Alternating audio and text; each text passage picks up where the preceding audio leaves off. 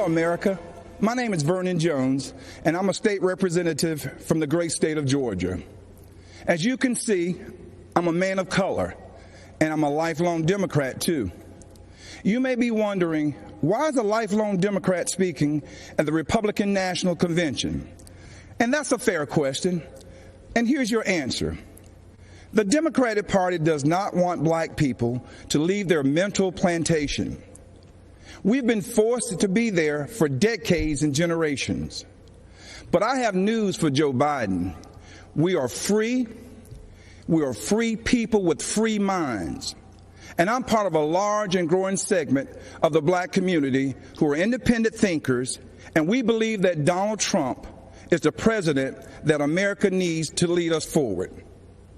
This is no time for sleeping in the basement. Joe Biden has had 47 years to produce results.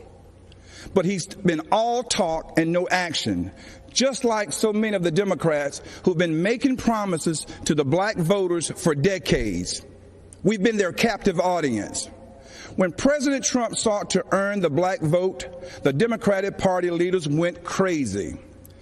Nancy Pelosi and Chuck Schumer literally started wearing kente cloths around the U.S. Capitol, as if pandering were enough to keep us satisfied. Let me tell you why I'm supporting our president.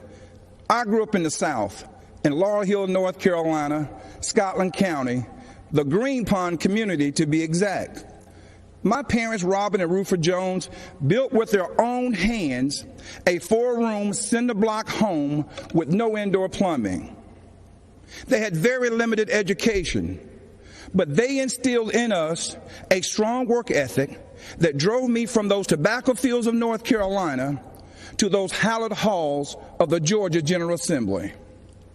My parents taught me if I believed in God, worked hard, and treated every person fairly, there was no limit to what we could achieve. I attended North Carolina Central University, an historical black college. For generations, HBCUs have been the incubators that develop black scholars in math and science and religion, engineering, and politics. They have been important springboards for the black success. But Democrats haven't treated them that way. When President Trump took office, he changed everything. He delivered historic funding to HBCUs, and he guaranteed it for 10 years, something that's never happened in the history of this country.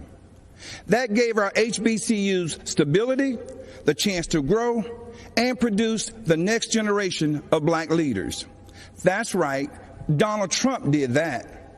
He's also supported school choice to ensure that no child, no matter their race or zip code, is left behind. Every child should have access to a quality education. But education is just the beginning. The president also built the most inclusive economy ever, with record low unemployment for African Americans and record high participation in the workforce. He put opportunity zones in the Trump tax bill that would drive investment into our communities for decades to come. He put the interests of American workers, and especially black workers, first. That's right, Donald Trump did that. He delivered historic criminal justice reform. He ended once and for all the policy of incarceration of black people, which has decimated our communities, caused by no other than Joe Biden. Democrats wouldn't do it, Obama didn't want to do it, and Joe Biden and Kamala Harris definitely wouldn't do it. But Donald Trump did it.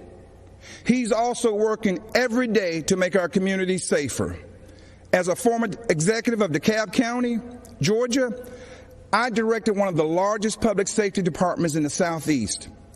I've seen tragic shootings on both sides, officers killing citizens and citizens killing officers in the line of duty. Police officers are our fellow citizens. They live in our country.